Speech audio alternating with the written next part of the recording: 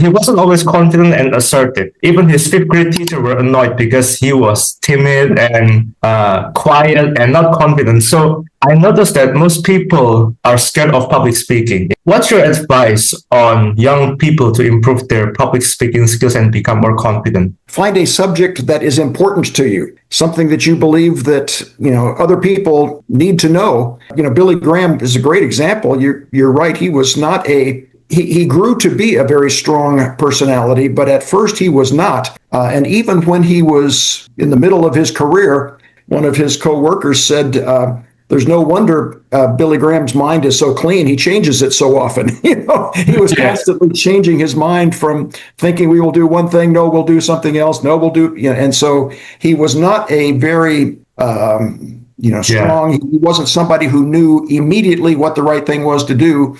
He listened, he thought, he prayed, and so he was a very deliberate man, which could be misunderstood as being weak. But he was not weak. He was just prayerful, and he realized that it took time to discern what God's good and perfect will is. Billy Graham was never convinced that he was all that important to God.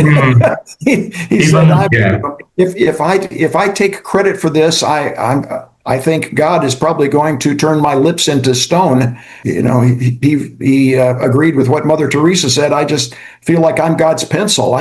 I think a person met Billy Graham in an elevator, and I think he said like, "Are you Billy Graham?"